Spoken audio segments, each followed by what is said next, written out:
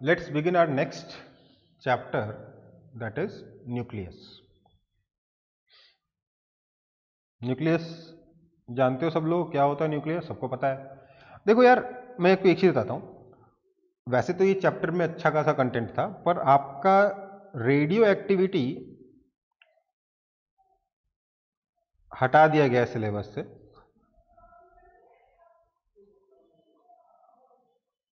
But जो आपका sample paper आया ना, उसमें एक क्वेश्चन है, जो बोर्ड का जो सैंपल पेपर आया है उसमें एक क्वेश्चन आ गया है जिसको आप कह सकते हो कि रेडियो एक्टिविटी का है। हालांकि अगर रेडियो एक्टिविटी आपको नहीं भी पता है तो जनरल नॉलेज से भी वो क्वेश्चन बन जाना चाहिए, इनफैक्ट क्लास 10th की नॉलेज से भी वो क्वेश्चन बन जाना चाहिए। इस लेकिन उसको फिर भी अगर अगर रेडियो एक्टिविटी को हम सिलेबस से नहीं हटाए होते तो हम बोलते वो क्वेश्चन रेडियो एक्टिविटी का है। ओके, तो रेडियो एक्टिविटी की थ्योरी का है, न्यूमेरिकल तो हम लोग बिल्कुल नहीं पढ़ने वाले। रेडियो एक्टिविटी की थ्योरी मैं एक बार आपको पढ़ा दूंगा। न्यूमेरिकल देखते हैं, अगर 4-5 दिन में आपका सिलेबस फाइनल आने वाला है जेईई मेन का, अगर उसमें आता है तो मैं इसका न्यूमेरिकल भी देखूंगा। हालांकि अगर इसका जो न्यूमेरिकल पार्ट है उसको मैं अगर आपको 10 मिनट भी दे दूंगा ना उस पर, तो क्योंकि आप लोगों ने केमिस्ट्री में केमिकल काइनेटिक्स पढ़ा है कि नहीं पढ़ा? पूरा पूरा पढ़ा है कि नहीं? हाँ सर। तो केमिकल काइनेटिक्स की थ्योरी और इस चैप्टर की न्यूमेरिकल थ्योरी, रेडियो एक्टिविटी की थ्योरी, वो सेम टू सेम है। रेडियो एक्टिविटी का न्यूमेरिकल सेम टू सेम है, ठीक है। केमिकल काइनेटिक्स का न्यूमेरिकल और रेडियो एक्टिविटी का न्यूमेरिकल सेम टू सेम है, मतलब 90% मैच कर जाएगा। ओके, तो हम वहां पर देख सकते हैं चाहे तो इन चीज़ों को। तो मैं आपको एक काम करूंगा, हल्का सा मेंशन कर दूंगा तो आपको अपने आप समझ में आ जाएगा। ओके, बट वो मैं चैप्टर खत्म होने के बाद बताऊंगा, बाकी का जो पोर्शन है उसको खत्म होने के बाद बताऊंगा। हाँ, लेकिन रेडियो एक्टिविटी का जो थ्योरेटिकल पार्ट है, न्यूमेरिकल पार्ट तो मैं नहीं कराऊंगा, न्यूमेरिकल पार्ट में हल्का सा बता के छोड़ दूंगा, बट जो थ्योरेटिकल पार्ट है, जो भी रेडियो एक्टिविटी का थ्योरेटिकल पार्ट है, उसको हम लोग कवर करेंगे इस चैप्टर में। ओके, और वो बहुत बड़ा नहीं है, मतलब मेरे ख्याल से आधा घंटा से 40 मिनट लगेगा, तो उसको हम कवर कर लेंगे। ओके, सो न्यूक्लियस पढ़ना था। न्यूक्लियस मतलब न्यूक्लियर बॉम्ब सबको ही पता है, मिथोड। न्यूक्लियस आखिरकार है क्या? तो न्यूक्लियस की डिस्कवरी किसने की थी? कोई बताएगा मेरे को? जल्दी से बताओ, जल्दी जल्दी जल्दी। न्यूक्लियस की डिस्कवरी किसने की थी? रदरफोर्ड ने की थी। हाँ यार, कब कैसे किया था? वो गोल्डफॉल एक्सपेरिमेंट से रदरफोर्ड ने किया था ना, तो उसका नाम क्या था? ये अर्नेस्ट याद नहीं रहेगा, कोई फर्क नहीं पड़ा, रदरफोर्ड ने किया था। ठीक है, न्यूक्लियस में क्या क्या होता है बोलते जाओ।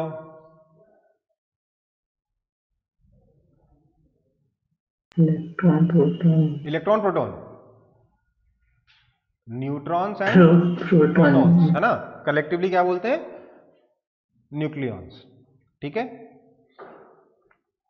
न्यूट्रॉन क्या होता है भैया? तो न्यूट्रॉन को डिस्कवर किया था अपने चैंडविक ने, पता है ना, क्योंकि उसमें मास मैच नहीं कर रहा था। बचपन में पढ़ा होगा, क्लास 9 से पढ़ा होगा, अभी तो पढ़ाया भी नहीं गया होगा आपको क्लास 11 का। तो इसका चार्ज 0 होता है और मास होता है इतना 1.6749286 इंटू 10⁻⁻27 kg। देखो, इसको यहां तक याद नहीं करना है, बट 1.675 याद कर ले कम से कम। 1.675 इंटू 10⁻⁻27 kg, ये आपको एटलीस्ट रफली याद होना चाहिए। ठीक है, दूसरा पार्टिकल क्या था? तो प्रोटॉन था। प्रोटॉन की डिस्कवरी किसने की थी? गोल्डस्टीन ने की थी। इसके पास चार्ज कितना होता है? तो प्लस ई, मतलब प्लस 1.6 इंटू 10⁻⁻19 कूलम। और इसका मास कितना होता है? तो 1.6726 इंटू 10⁻⁻27 kg। यहां नोट करना है, आपको पता है पहले से, फिर भी नोट करना है कि जो मास ऑफ प्रोटॉन है it is less than but approximately equal to mass of neutron, है ना?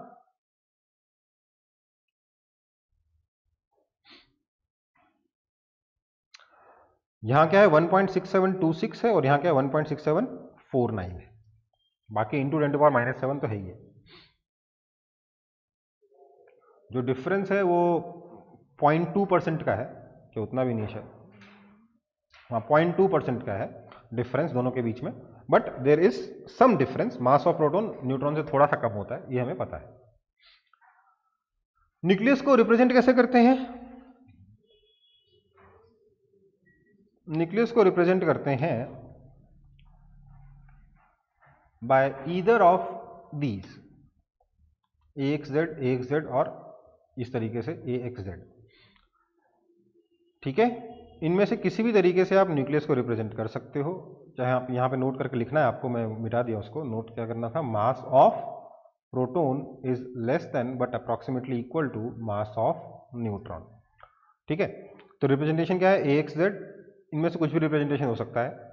यहां पर X क्या है, X is the symbol of atom, मतलब क्लोरीन के लिए Cl लिखोगे, कार्बन के लिए C लिखोगे, ऑक्सीजन के लिए O लिखोगे, ठीक ठीक है, यूरेनियम के लिए U लिखोगे। Z is atomic number, Z यहां पे भी लिखा जा सकता है, यहां पे भी लिखा जा सकता है, यहां पे भी लिखा जा सकता है, ये सब देखिएगा नीचे ही लिखा हुआ है X के, है ना, और A हमेशा ऊपर लिखा हुआ है। A क्या है, मास नंबर। एटॉमिक नंबर का मतलब क्या होता है, नंबर ऑफ व्हाट, प्रोटॉन्स, और मास नंबर का मतलब होता है नंबर ऑफ न्यूक्लियॉन्स, मतलब number of protons plus number of neutrons, ठीक है। एकदम बेसिक चीजें हैं, बचपन से पता है, मैं दोबारा से लिखवा रहा हूं। देखो एक्चुअली मैंने ऐसे भी कहीं कहीं पे लिखा हुआ देखा है, X A Z, बट ये कम पॉपुलर है। बेसिकली इतना ध्यान रखना है कि हमेशा A ऊपर लिखना है, Z नीचे लिखना है, किसी को भी लेफ्ट में किसी को भी राइट में लिख सकते हो, but I like this representation, ठीक है। मुझे ये पर्सनली ज्यादा पसंद है, बाकी लिखने को तो कुछ भी लिखा जा सकता है, ठीक है। तो ये आपके रिप्रेजेंटेशन हो गए। कोई दिक्कत है इसमें तो बता दो। एकदम बेसिक चीजें पढ़ रहे हैं जो क्लास 9 में पढ़ चुके हो आप लोग। अब इसके बाद आता है अपने पास अगला डेफिनेशन, ये कॉपी कर लिया ना सबने इसको? हाँ सर। ओके। अगला है हमारे पास एटॉमिक मास यूनिट, जिसको क्या बोलते हैं शॉर्ट में AMU भी बोलते हैं। तो ये AMU क्या होता है, किसी को मालूम है AMU की डेफिनेशन, एटॉमिक मास यूनिट की डेफिनेशन किसी को पता है? Mass of one atom of 12 gram of carbon. क्या होता है, 1/12 times mass of 1 atom of carbon 12। ये ऐसे नहीं लिखना चाहिए, थोड़ा गलत तरीके से लिखा गया, ग्रामेटिकली 2 बार एटम लिखा गया है। 1/12 times mass of 1 atom of carbon 12 at rest in ground state.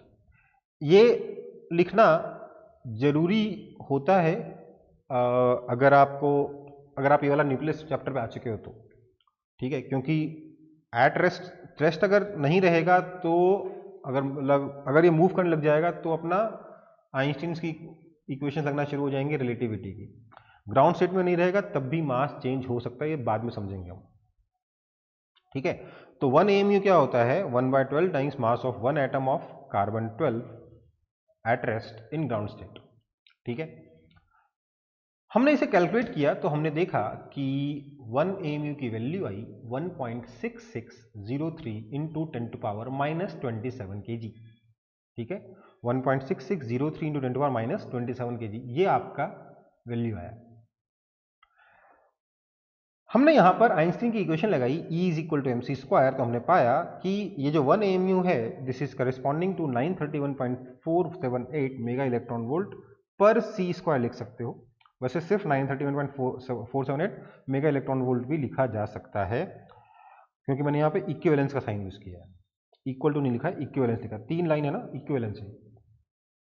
1 AMU is equivalent to 931.5 mega electron volt, ठीक है। मतलब ये कैसे आता है, ये आपका आता है energy E is equal to mc square से आप ये वाला मास यूज करोगे, C स्क्वायर मल्टीप्लाई करोगे तो इतना एनर्जी आ जाएगा, ओके। तो 931.5 मेगा इलेक्ट्रॉन वोल्ट। ध्यान दीजिएगा, हाइड्रोजन एटम में जो एनर्जी था वो कितना था, 13.6 सिर्फ इलेक्ट्रॉन वोल्ट था। यहाँ पहले तो 931.5 हो गया, फिर मेगा और लग गया। तो ये जो 1 AMU है इसका काफ़ी ज़्यादा एनर्जी है इन कंपेरिजन टू जो हम एटॉमिक स्ट्रक्चर्स में जो एनर्जी देख रहे होते हैं, जिस एनर्जी का डील कर रहे होते हैं उसके मुकाबले। ठीक है, नेक्स्ट यहाँ पर नोट करने लायक बात है, बहुत ही इंपॉर्टेंट बात है कि मास ऑफ प्रोटॉन कितना था, 1.6726 इंटू 10⁻⁻27। मास ऑफ न्यूट्रॉन था 1.6749 इंटू 10⁻⁻27 kg, और 1 AMU है 1.6603 इंटू 10⁻⁻27 kg। और AMU क्या है, AMU is 1/12 of mass of 1 atom of carbon 12। Carbon 12 में क्या होता है, 6 proton plus 6 electron plus 6 neutron, है ना। तो अगर आप इसका 1/12 देखोगे तो ये हो जाएगा प्रोटॉन का मास बाय 2 प्लस न्यूट्रॉन का मास बाय 2 प्लस इलेक्ट्रॉन का मास बाय 2। ये होना चाहिए, हाँ या ना। ये अब कॉपी नहीं करना, मैं समझाने के लिए बोल रहा हूं कि ये इतना होना चाहिए था, हाँ या ना, बोलो। हाँ सर।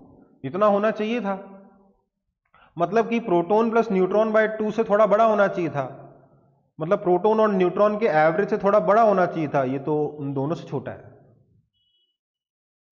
दिख रहा है। प्रोटॉन का मास और न्यूट्रॉन का मास का अगर आप एवरेज निकालो, उससे एमयू को थोड़ा बड़ा होना चाहिए था क्योंकि इलेक्ट्रॉन का मास बचा हुआ है, बट ये तो उन दोनों से छोटा है। ये क्या मजाक हुआ। इसका मतलब एक मजेदार चीज हुई। क्या मजेदार चीज हुई, उसी के बारे में हमें इस चैप्टर में पढ़ना है। क्या मजेदार चीज हुई कि अगर मैं एक तराजू के दोनों आर्म्स पर, बीम बैलेंस के दोनों आर्म्स पर, दोनों पैन्स पर, एक तरफ मैं अगर कार्बन 12 का एटम रख दूं जिसमें 6 प्रोटॉन और 6 न्यूट्रॉन है और 6 इलेक्ट्रॉन भी हैं, और दूसरी तरफ मैं अलग से 6 प्रोटॉन 6 न्यूट्रॉन और 6 प्रोटॉन और 6 न्यूट्रॉन डाल दूं, इलेक्ट्रॉन नहीं भी डालूं, तब भी मैं देखूंगा कि आपका जो बीम बैलेंस है वो कुछ इस तरीके से रहेगा। आपके ये आपके 6 लेट से न्यूट्रॉन्स हैं, ये आपके 6 प्रोटॉन्स हैं, और आप देखेंगे क्या कि प्रोटॉन्स का मास जो है, प्रोटॉन्स और न्यूट्रॉन्स का मास जो है उसका सम कार्बन 12 के मास से ज्यादा है। दिख रहा है कि नहीं दिख रहा है सबको।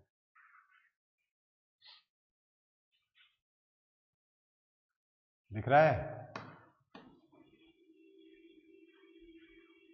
ये थोड़ा सा अजीब हो गया, जो अभी तक बचपन से पढ़ा था वो सब यहां पे वायलेट हो गया कि क्या चल रही। मास हमने एक डब्बे में 5 किलो चीनी डाला, 4 kg आटा डाला और 2 kg, सॉरी उल्टा नहीं, 2 kg घी डाला।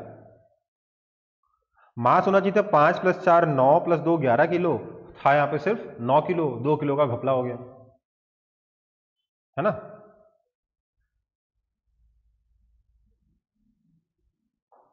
समझ में आई बात? समझ में आ रहा है कि नहीं आ रहा? Yes sir. थोड़ा अजीब है ना ये कि क्या चल रहा है आखिरकार। कोई बात नहीं, इसको अपने दिमाग में रखेंगे और हम आगे बढ़ेंगे, बाद में जाके इसको थोड़ा एड्रेस करेंगे, ठीक है, कि आखिरकार यहाँ पे चल क्या रहा है। तो इससे पहले हमें कुछ और चीजें पढ़नी है, बेसिक डेफिनेशंस वगैरह देखनी है, जिसके बिना हम आगे बढ़ के कुछ बात नहीं कर पाएंगे। यहां तक कॉपी कर लिया सबने? आपको ये तराजू बनाने की जरूरत नहीं, बस इतना लिख लेना कि mass of carbon 12 is less then mass of 6 protons plus 6 neutron. ठीक है, ऐसे लिख लेना, mass of carbon 12 is less then 6 times mass of proton plus 6 times mass of neutron. Okay, electron तो एक्स्ट्रा पड़े हुए हैं, उसके बारे में बात ही नहीं करी। ठीक है बेटा, यहां तक कोई दिक्कत?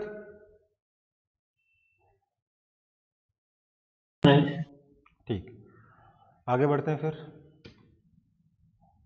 अब कुछ डेफिनेशंस, जैसे कि आइसोटोप्स। आइसोटोप्स क्या होते हैं? क्या होता है आइसोटोप्स? अगर दो एटम्स के पास या दो न्यूक्लियस के पास भी अगर सेम Z है बट डिफरेंट A है, मतलब नंबर ऑफ प्रोटॉन सेम है बट नंबर ऑफ न्यूट्रॉन या प्रोटॉन प्लस न्यूट्रॉन का सम डिफरेंट है, मास अलग है, चार्ज सेम है, तो आइसोटोप्स कहते हैं। नेक्स्ट होता है isotones.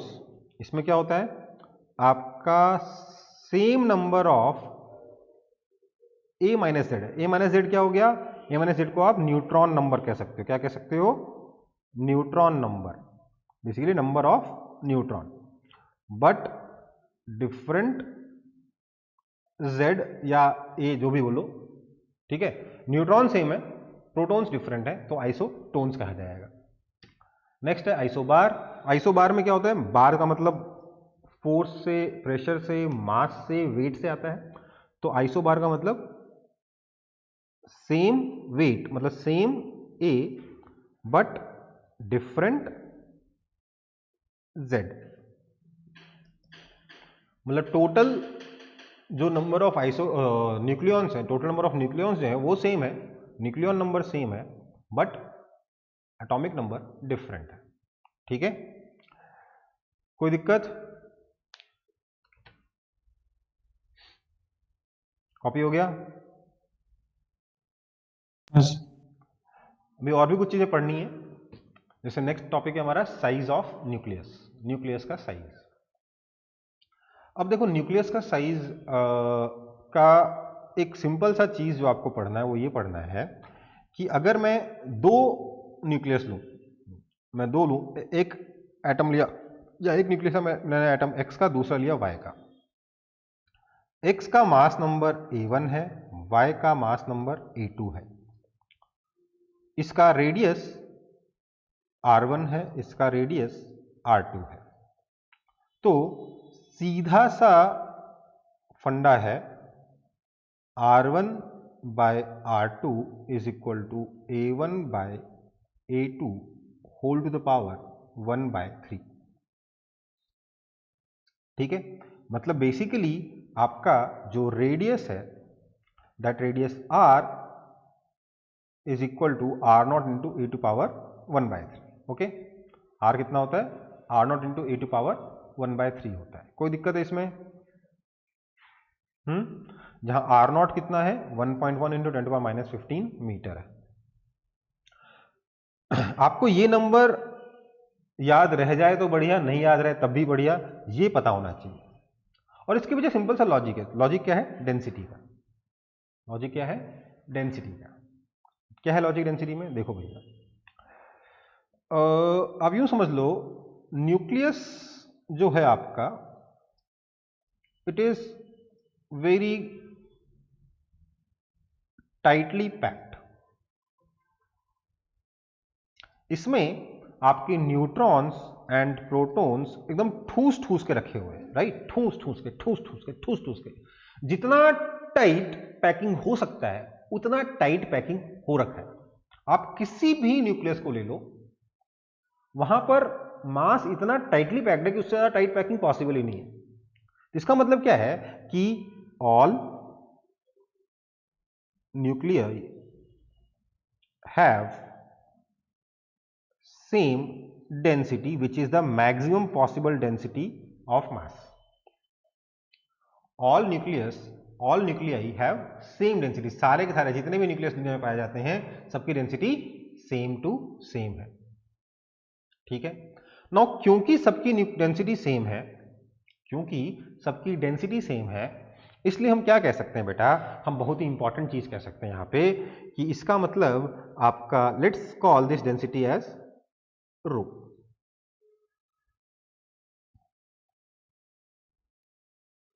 Let's call this density as rho. Then आपका rho, which is a constant, that is equal to mass upon 4/3 pi r cube, that is equal to a times mass of, मतलब one nucleon जो कि almost constant होता है, upon 4/3 pi r cube, which means that R, which means that R cube is proportional to A, which means that R is proportional to A to the power 1/3, जहां से आप इस equation तक पहुंच सकते हो।